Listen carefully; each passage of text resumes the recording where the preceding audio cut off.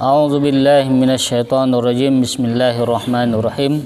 Assalamualaikum warahmatullahi wabarakatuh.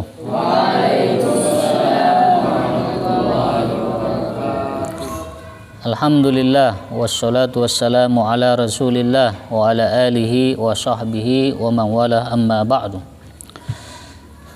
Selanjutnya pada pertemuan kali ini, setelah tadi kita membahas tentang pertemuan sebelumnya hikmah di antara hikmah puasa itu, maka sekarang ini kita akan membahas tentang syarat wajib puasa.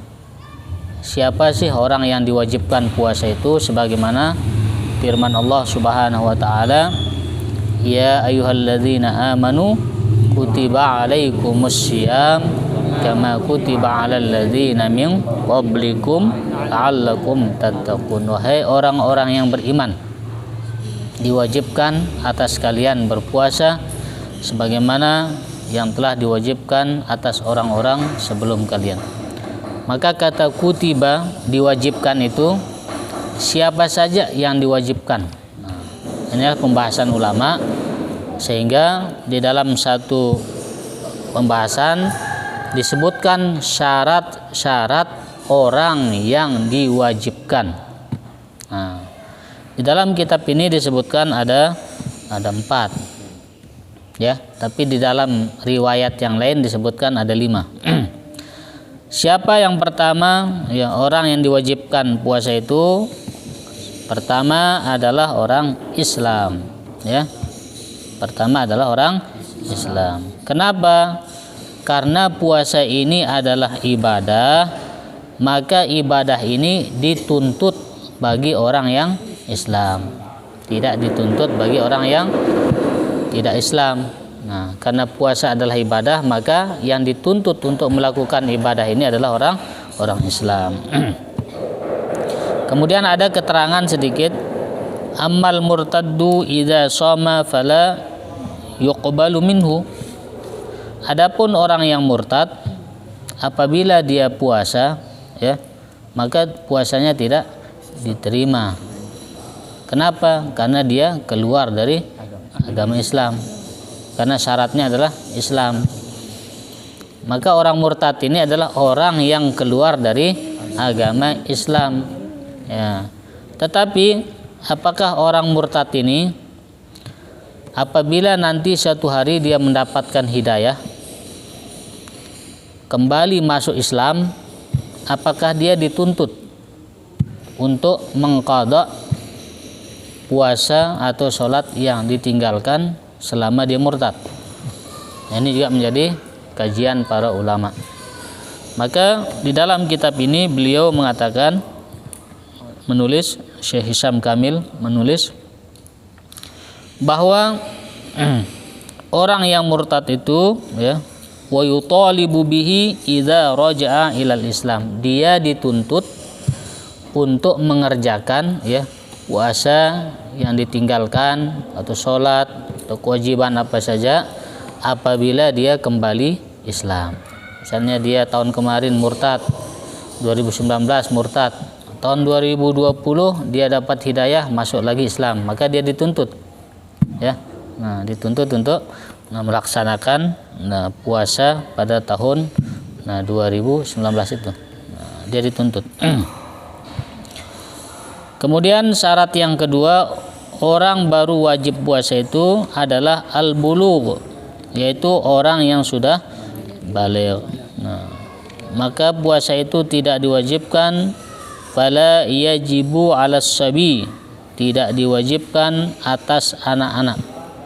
Maka orang baligh itu, ya, pertama tandanya sudah mimpi basah, ya, baligh sudah itu.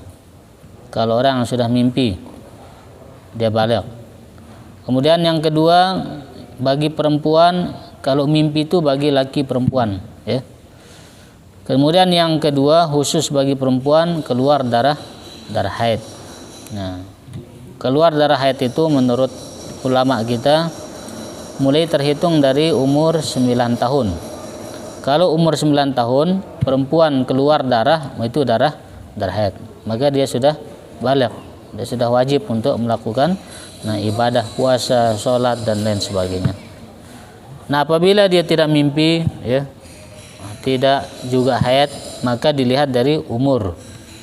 Kalau umurnya sudah 15 tahun, walaupun belum mimpi, walaupun belum keluar darah haid, maka sudah terhitung, sudah balik, maka dia sudah wajib untuk melakukan ibadah puasa. Baik laki-laki ataupun perempuan. Kalau ukuran kita sekitar umur kelas 3 ya, sanawiyah ya, kelas 3 lah, masuk kelas 3 ya. Itu kalau sekolahnya normal.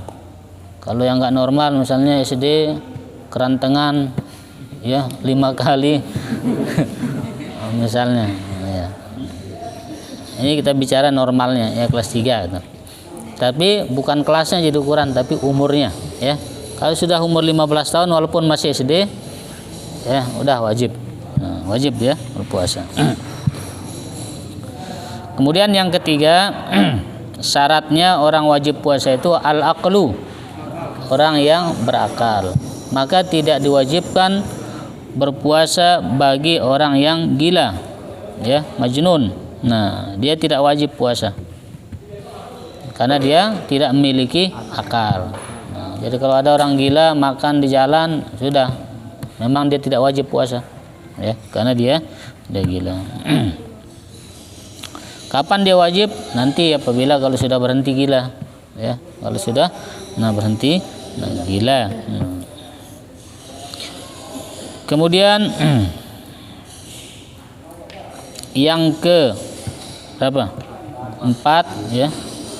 Yang keempat, al-qudratu ala syiyam, orang yang mampu melaksanakan puasa, orang yang mampu ya. Maka di sini ya, kata beliau, fala yajibus syiyam alal marid idza ta'akhkhara syifa idza shama au yazidul marad.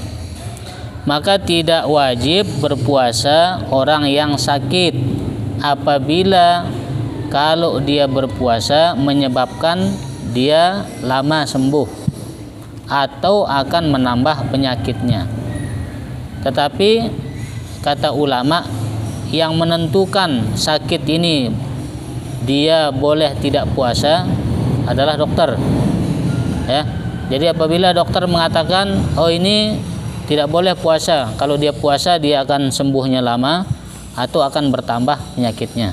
Jadi bukan kita menghukum diri, saya ini sakit tidak bisa puasa, bukan, tapi harus melalui keterangan dokter. Biar semua orang tidak mengaku sakit kepala sedikit sakit nggak wajib puasa ya, sakit perut sedikit sakit nggak wajib puasa, karena dalam kitab disebutkan tidak wajib puasa orang sakit. Maka kata ulama, sakit ini ditentukan oleh menurut keterangan dokter.